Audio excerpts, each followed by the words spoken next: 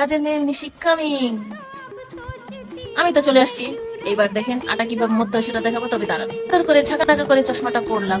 হুম, এখন আমাকে দেখবেন। ঠিক আছে, আটা কিভাবে মধ্যেছি দেখেন, মধ্যেছি মধ্যেছি তো সুন্দর করে মতা হয়ে গেল। যত রাগ জিত এই আটার উপরে মাখবো।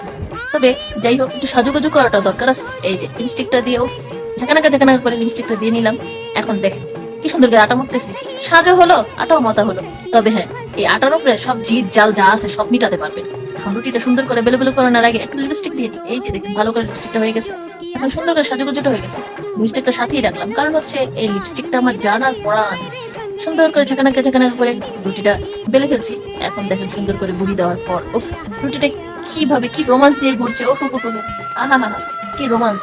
যাই হোক, সুন্দর করে ঘুরছি। এখন দেখেন তো আমার চোখটা উফ, নাইস লাগতেছে না? চশমাটা একটু মাঝে মাঝে ঠিক করতে হয়। রুটিটা ছিড়বো না, ছিড়বো না। এত সুন্দর করে রুটি বানাইছি, খাবো পরে।